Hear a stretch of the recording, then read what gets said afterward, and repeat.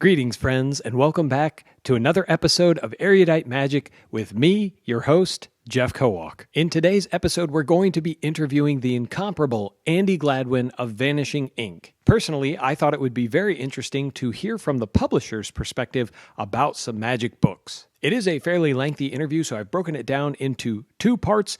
Part 2 will air next week, so be sure to stay tuned to hear the rest of what Andi has to say. We had a fascinating discussion about everything from piracy in magic books and how that might affect the marketplace to how many books are included in a first run. Oh, and he hints at what books might be being republished by Vanishing Inc. in the near future. So without any further ado, here is my interview with Andi Gladwin.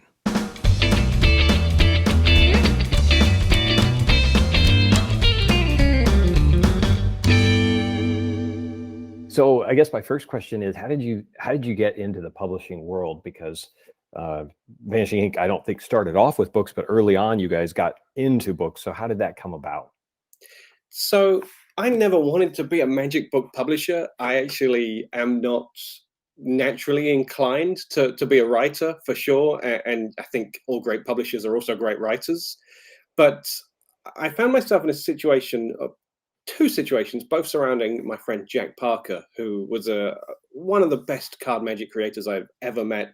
He's passed away 15 years ago next year. I worked that out the other day, and my mind was blown how quickly 15 years has gone. But Jack was writing a book.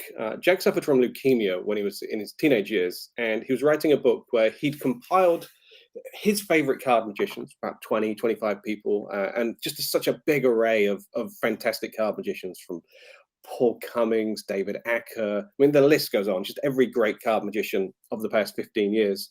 And he found himself in a situation where he'd collected all this great magic, but he just didn't have the strength to collect them together in a cohesive volume. And he asked me whether I would help. And I did it. I helped, of course, because it was for a great cause. And I found myself then laying out the book for Jack, and then arranging the publishing for Jack, the printing for Jack. And I had a website with a very small audience back then. So we sold it through my site. And that was kind of an experience. I learned a lot through the process. I made a lot of mistakes in the process. And then a couple of years later, we found out that Jack only had a few months left to live. And he really wanted to publish a book of his material, and he would have done that himself, I'm sure, if he'd had longer with us. So I ended up quitting my job. I used to work as a web developer back then. Quit my job so I could quickly, but properly write this book of Jack's magic called 52 Memories.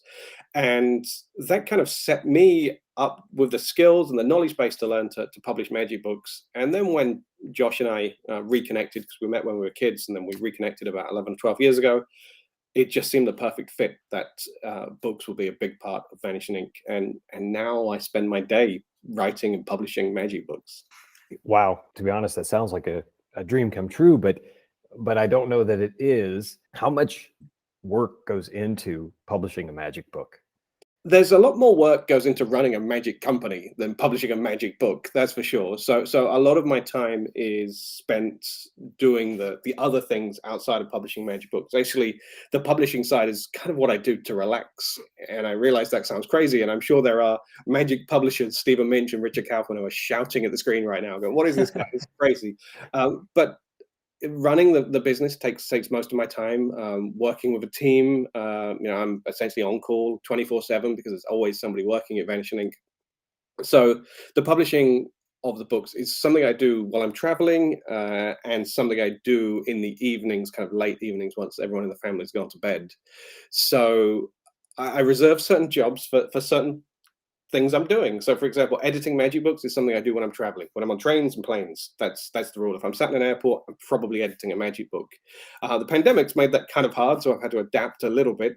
But normally, and every Vanishing Magic book you've seen has been edited, proofread, and edited by me, and that's always been on some form of public transport. Because often I don't have a good internet connection, so it's the perfect thing to sit with a Google Docs offline file and just edit and give it my full attention. And then the layout happens in the evenings, and that can take. I mean, editing a book can take.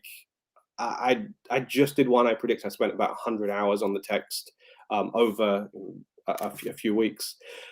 But laying out can take double, triple that, depending on the author often. Because if the author doesn't have much vision, actually that's easier for me because I can set the vision and say, look, here's how I think your material should be seen. But actually, if an author has a vision of how they want it, then it's getting that onto the page through me is actually sometimes quite a difficult and time-consuming task. Not a task that I enjoy the task, but it's a long process.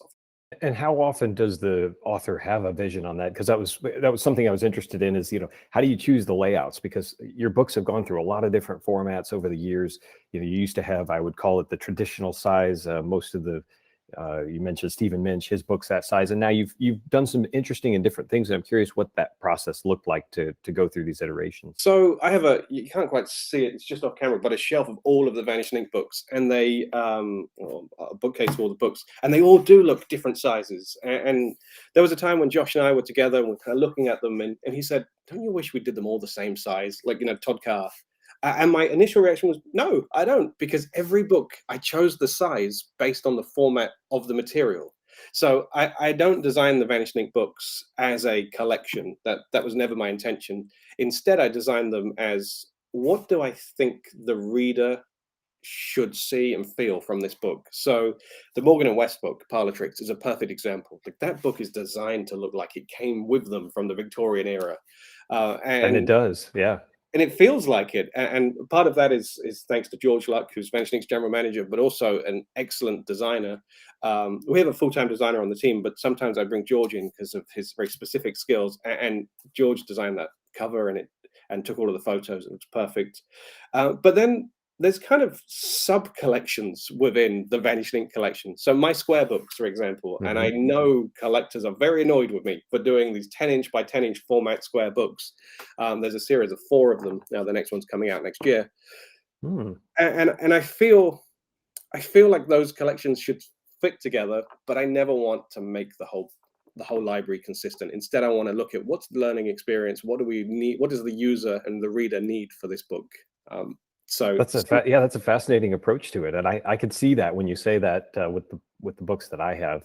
I try to tell a story as well, right? That's the key. So another one is the Ben Hart book. I think the Ben Hart book, when you're reading that, it feels like the feelings you get from that book are the same feelings you get when you're watching his show, and that's an easy thing to portray often, because if it's a defined performer and they don't have any direct vision of how they want the book, I can normally work out what I think their vision is and then pitch ideas to them. Well, obviously you put a lot of thought and effort into the design, and it shows. I mean, you guys are one of the top publishers out there. I think I did that top 5 video, and the only reason you guys were number 2 is you just haven't done it as long as Stephen Minch. So I have no doubt you'll take over the number 1 spot someday. But I would have been annoyed if we were number 1. Stephen Minch is number 1. Stephen Minch is my hero, and I love spending time with him and learning from him, and I just soak up the knowledge. And yeah, I remember when I was with Stephen Minch, I made a joke about Hofzinser. I won't go into what the joke is. It's too much of a long story, but it was like the most niche Hofzinser joke you can imagine. And Stephen gave me information to back up my joke. Like, he is so fantastic. And yeah, Stephen is the GOAT. He is. He really is. His books are lovely. When you guys publish these, it sounds like they're almost like bespoke books. You're putting all of this care and attention into what would be author's vision and the magic, and how does it. And my question is, I guess, twofold. One is, what's a typical first run of a book? Because we all know that. But I'll ask you, actually, what are your thoughts on limited editions? Because you guys haven't done a lot of limited or collector's editions. It's almost like all of your books are, in some ways, collector's editions. So first question number 1 is, what are your thoughts on limited editions? And question 2 is then, what is a typical first run for a magic book? And I'll answer that with a slightly different question first, which is, I've become frustrated lately about how expensive magic books are. To see a new book that is the same size as a Vanishing book that might be $40 or $50, to see it retailing for $150 and $200 often frustrates me, because I understand the reason the authors do that. Often their motivation is to keep it in the hands of only those who really want it. But actually what it probably does is it drives piracy a little more. It makes it so the pirates will make it even cheaper. And And that's not my primary reason for being frustrated. It's just, I think it's unnecessary, really. And I don't think we need to be charging that much for books. But limited editions are different because there is a small select audience. We're just about to release an Azzy Win book in a couple of days, maybe when this airs. We've just released it. And that's a limited edition to 300 copies. And my guess is that will sell out in a couple of hours. And that frustrates me as well, because there are people who will be desperate for it and they won't be able to get the deluxe edition. But I mean, that's just sadly the nature of any marketplace. The same happened with my book. I think we did 250 of the deluxe set with this box and decks of cards, and they sold out in minutes, which was a shock to me. It crashed the website, if I recall correctly. Did crash the website. In fact, we've been working really hard over the last couple of weeks to ensure that we can't crash the website again, because we have a Black Friday sale coming up soon, and we want to make sure that site can't crash. So that's the limited numbers, normally the 250, 300.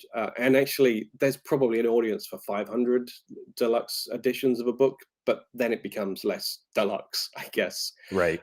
And yeah, numbers for other books, it's a hard one to answer because it varies so much on an author. So a book on a more niche subject, such as pickpocketing, for example, might actually only run less than 1,000 copies. Even more niche, a book on center deals might go even like way less than that. But then there are other books of ours that have been reprinted 3 or 4 times in runs of 1,500, 2,000 copies each run. And the problem we're having right now is storage, actually, because think about how much space just a few hundred books takes up. Right. Yeah. Exactly. Yeah. Now times that by 100 titles, each one needing to store 1,200 copies. After the initial launch, it gets a lot of space. In fact, we just had to buy a new warehouse just to store all of the Vanishing books. So yeah, there's no distinct answer. I don't know how many copies other publishers print, but right. It can vary really based on the subject matter, from 500 copies to 6,000 copies. Some we've printed more than that, and some we've sold more than that, and some we've printed more than that and sold way less than that. So there's no guessing. What happens with the demand for a book over time? Because I'm assuming that's another factor that goes into this. Is I'm sure that you have a peak in the demand, and then gradually over time you have an asymptote coming down to zero, essentially. Yep. And what goes into the decision to reprint one? Because I know I have a few friends personally that missed out on the definitive Sankey, and I've seen some message boards and people say, "Oh, write to Vanishing Inc. every day to tell them to reprint it." But obviously, there's a lot that goes into this. Yeah, and they are welcome to write to us.